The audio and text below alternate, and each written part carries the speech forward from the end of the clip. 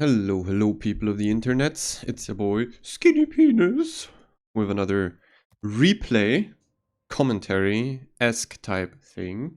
Replay from a few weeks ago. After Libertard dropped, I obviously spammed Lighthouse Hindenburg and had a great game. I had many great games, honestly, in terms of damage, but this one stands out in terms of XP and like the way it played out. It was quite interesting. Though most of the time in this gameplay I also will be kited, and that is the point. So like since Libertar dropped, and also what was it, Mode Shuffle was removed, and now there are also like BB missions, I think, or at least John told me they're BB missions. The matchmaking is growing more and more heavy. It was pretty obvious what happened after Liptard. Either people are going to play it themselves, which will bring more BBs, and or people are going to try and counter it. In the beginning, it was people played it a lot. Quickly, people just switched to long range ships, long range farm BBs, snipe BBs as well, just to dodge the Libertards and farm themselves. Now it's just like there will be Libertards, but the matchmaking has basically found its way back to its usual self. And Hindenburg was basically, or probably still is, one of the best AFK kite cruisers to farm heavy BB matchmaking, or like also heavy matchmaking, like basically no DDs, tons of BBs and cruisers. Hindenburg is just one of the most reliable ones and most effective ones. You do get a decent base range. You don't give a fuck about the armor platings because the only thing you don't pen is Kreml.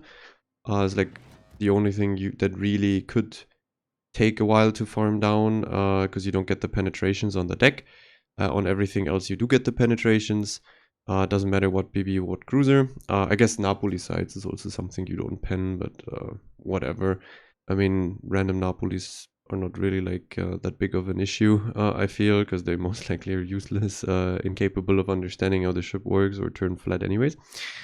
So yeah, this boat definitely, and you have the spotter planes, which means with the buffed Eye in the Sky, like a year ago or so, they buffed that cruiser skill, which makes the cruiser skill extremely obnoxious on cruisers that have decent guns at range, like decent arcs, so easy to hit shells.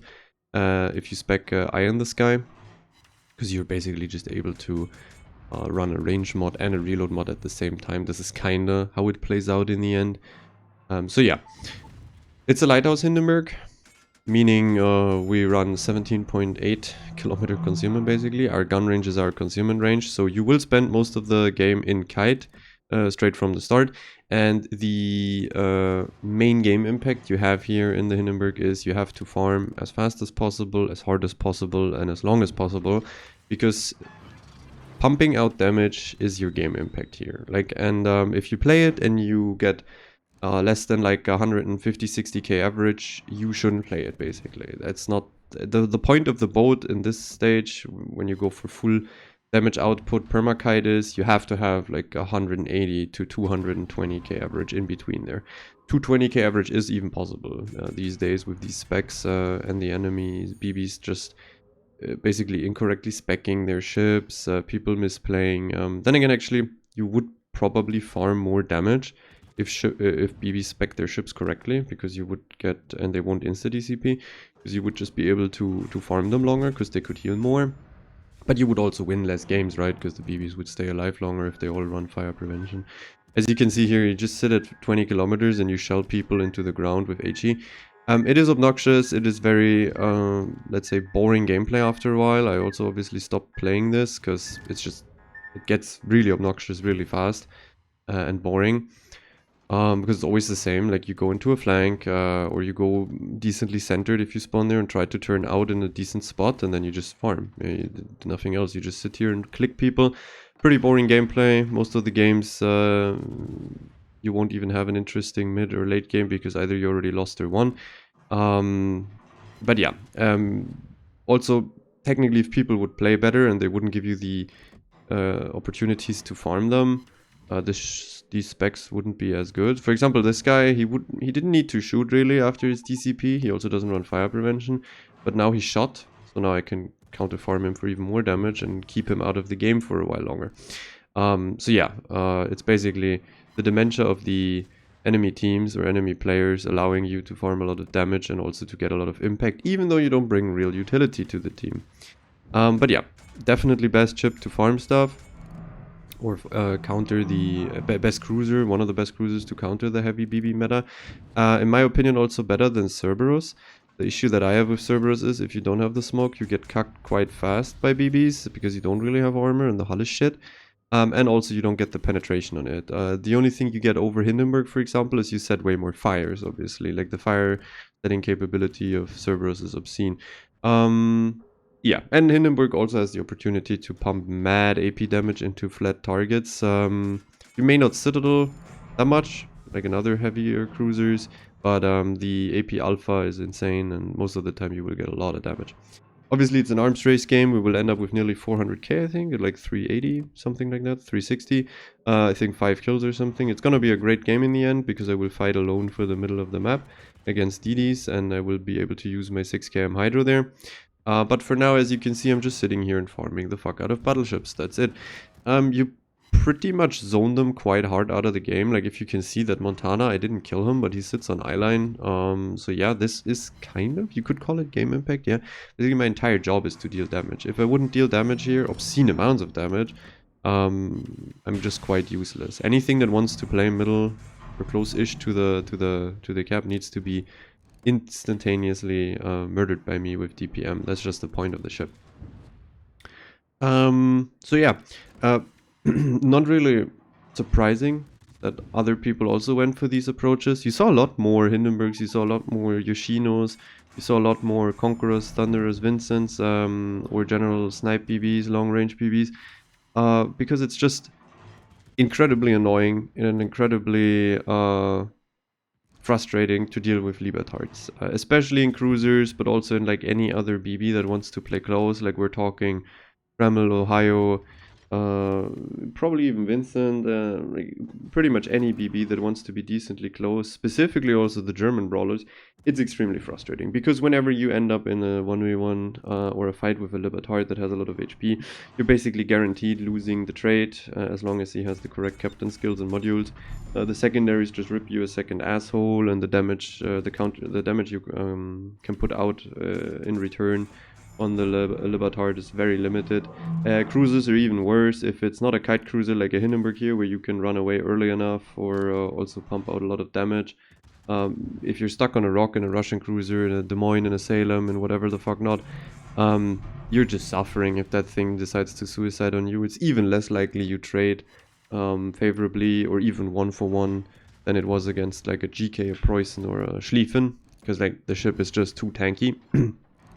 Funnily enough, I can say though that Salem and Des Moines are even better off, funnily enough, against Libertard than Russian cruisers are. Russian cruisers are just so maneuverable and obviously get penned the same way. It doesn't matter if you play a Des Moines, Salem, or Russian cruiser. The secondaries just murder both ships because they have the penetration anyways, and the fire chance stays the same. Like Des Moines and Salem at least pump out a lot of damage on the flat side platings on the Libertard with AP. And therefore trade bag a lot more damage and therefore have a higher chance of maybe getting out of it alive or trading equally. Russian cruisers are kind of completely fucked because they technically eat even more damage.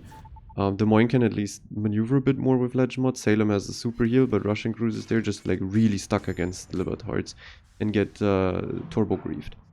So in that sense, funnily enough, the 30 mil cruisers are technically better. Problem with that is obviously that there are other BBs too, and there may also be BBs that overmatch 30 millimeters, and therefore, well, debatable what cruisers are still playable close range. But yeah, as long as Libertard isn't nerfed, I'm gonna do one last video on that one too. As long as it isn't nerfed, I don't know, playing aggressive as a cruiser is quite sus. Also, Gandhi's close are quite sus. And yeah, well, these kind of ships kind of make the meta also more passive. Even if it's a brawl BB, a BB that can go in, these ships just make the meta quite passive because people just don't want to deal with it, as it turns out. They rather opt to play something that sits at range and kites it. Understandable, kind of, but yeah, well, I don't know what Wargaming is going for here. I guess also the likelihood of Libertard being nerfed is debatable. because it could be that, or as we saw from a lot of replays, or now we have the sniffing tool with the damage, most players don't even deal that much damage in Libertard if they run it in. Like, they also spec the ship incorrect. So, like, it's just fascinating what's happening with these kind of boats. And obviously, counter to Libertard, you get cruisers like Hildebrand and Svea that both don't really have armor versus BBs, but get a million gimmicks to basically dodge spotting the entire time against the BBs, or they don't even need to be spotted to deal damage to the BBs. So I guess this is the route we're taking. We just give them 30 mil armor, which is kind of worthless, and give them utility that makes them unspotted against BBs. So, like, you have Svea and Cerberus, for example, you have Hildebrand. I guess we just don't engage with them at all. We just sit at range and or in smokes, unspotted, and farm them down over time or something. Like, extremely toxic game design decisions here. Obviously, there was a bit too much coping about Napo, for example. In my opinion, like a fine cruiser. It tends to be a bit annoying or broken in very small player count game modes like ranked or CBs. And there was a lot of coping about it, but technically Napo isn't really that much of an issue. It has enough counters, and it's basically just tanky. It doesn't bring utility. Petra's a bit of a different story. But apparently coping about those two cruisers made us now receive only 0 armor cruiser, and Wargaming knows that 0 armor cruiser is gonna blow up against BB all the time, so we have to give it gimmick. I don't know. It's awkward, whatever. This game now becomes finally interesting. So we farmed on 1, 2, 3, 4 line. We sat around. We farmed ourselves 200 something K damage in kite. Basically just getting rid of the BBs and hoping that my team still stays afloat or in the game, so I can maybe now repush with a decent amount of HP. And I can. This game also obviously being extremely lucky, given the fact that this doesn't overmatch me. There's Triple Monty, it doesn't overmatch me, and only, Los Andes doesn't overmatch me. It's only the Vincent, and the Vincent died quite long ago. So, like, I can really easily fight Montanas. Like, that's not really a problem. It's just, if you don't have 30 overmatch these days, you're kind of suffering as a BB, unless you're like a Wisconsin or some shit, or certain other, there's some BBs. But, like, normally it's pretty suffering, because, like, you either overmatch the cruisers or you don't. You either die therefore or you don't. That's kind of it. A lot of the times at least. So yeah, I can finally push back. Obviously I have to get rid of this, what's it called, Montana. We have DDs in the cap, but my Monty is counter blocking. I would have hoped that my Monty just helps me here, which he also does, but then, like, that he just stays there and doesn't eat that many torps. But he's gonna go forward and I think eat Shimmer and Venom torps at the same time.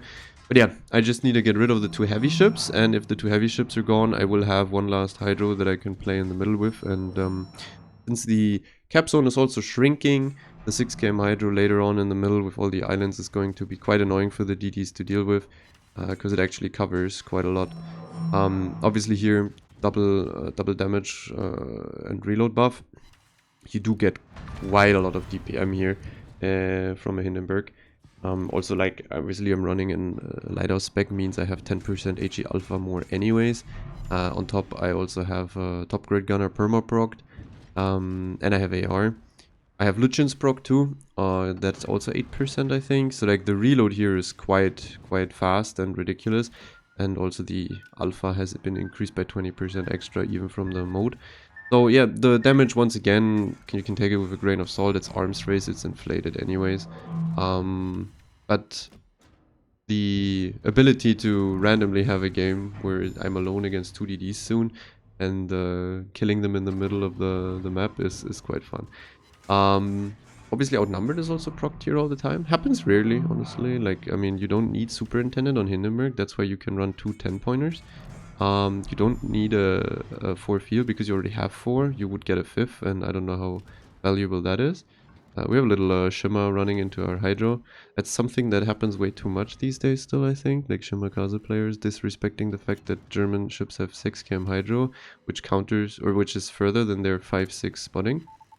But yeah, time to go into the cap. Shimmer is going to my right, to the right side anyways, killing the Monty. and maybe catching or trying to run at the middle of the center of the cap so I can maybe catch the venom. He will, I think, get hardlit even by me here. Doesn't really understand. I can also collect a bunch of buffs additionally, which, I mean, at this point it doesn't really matter that much anymore because we're already basically done with all heavy ships and only fighting destroyers at this point. But yeah, as you can see, 14 fires, Withera. You still get a decent amount of fires on the BBs, but it's mainly about the penetration damage. We can see it at the end, like the pen damage is obscene. Great ship. Definitely would play it over a lot of other HE kiters, like Henry even, Goliath, like, I don't know, there, like, lots of HE kiters are around, but Hindenburg and Cerberus currently, I think, feel are pretty much the most worthwhile. Cerberus because it just has this obscene fire chance and ability to go dark and smoke and great conceal. Hindenburg just because it pens everything, so the damage output is like the most consistent, and you have the range with the planes and everything. So yeah, you can still try it. Just be aware that you do need to pump out an obscene amount of damage to justify being a AFK kiter. I would say definitely like 170, 80k average is necessary here to justify it, and you should also be able to get that easily because you pick that ship with lighthouse spec. You're basically saying you have to stay in kite. So like we caught the Benham. And now I can just sit here with my Hydro on, and the Shimmer cannot enter the cap against me without dying before I ever die. Like, he can't torp me anymore. For me, this is just a free win. I can just sit in the middle, it's checkmate. I have so much alpha and reload that he can never enter. Hydro on or not, doesn't matter. Like, I would hard let him here. So, therefore, we will win. Got a torpedo hit even on him, so now he doesn't even have HP anymore. So, yeah, we're ending up with like 380k.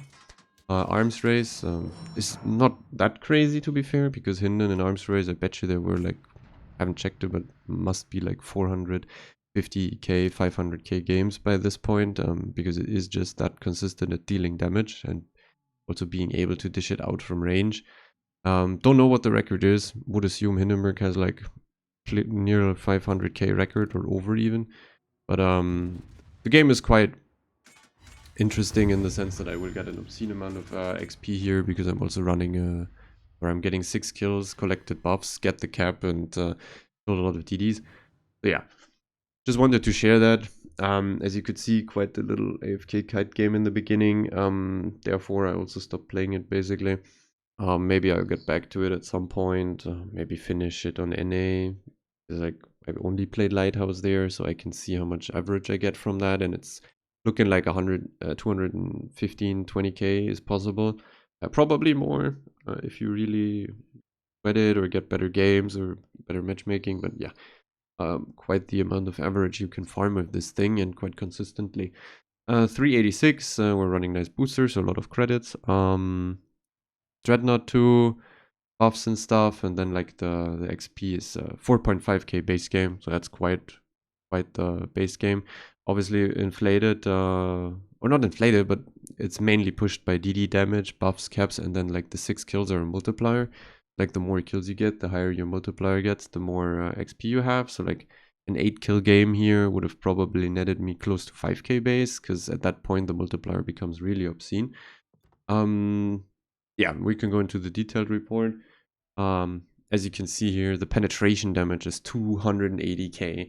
Like, I got a Wither, but it's only 86k fire damage out of... so it's basically the 300k exact damage from torpedoes or alpha.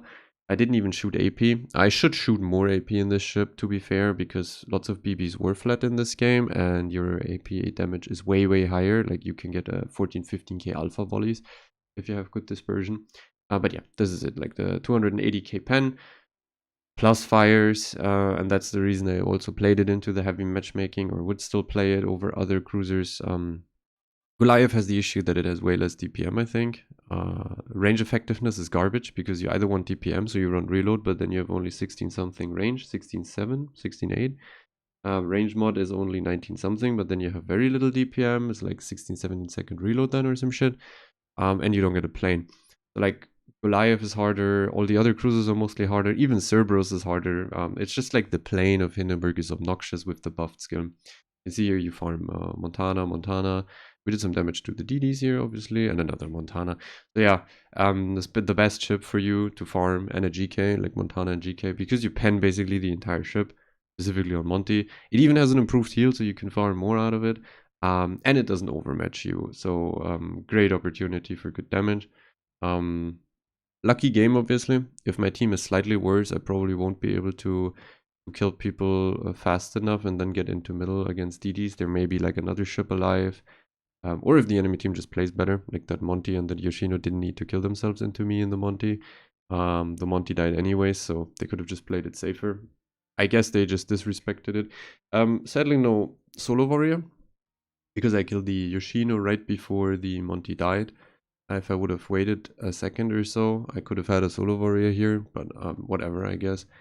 So yeah, that's it for Hindenburg. Pretty old cruiser, still one of the strongest kiters, AFK ones. Maybe you should try it. Just be aware that like 30 overmatch is still a thing. Lots of games you will get 3, 4, or maybe even 5 BBs that overmatch you, and the thing is pretty immaneuverable and fat and large, the Hindenburg that is. So like you will sometimes get cucked at range, and then you have to stay even further back, or you're already dead. But in general, I had a lot of, let's say, impact just through sheer AFK farming in this boat, and would be my go-to AFK farmer, for real, for real. So yeah, see you in the next video. Hope you enjoyed it. Next video is going to be another Libertard game, I guess, and see you soon. Adios.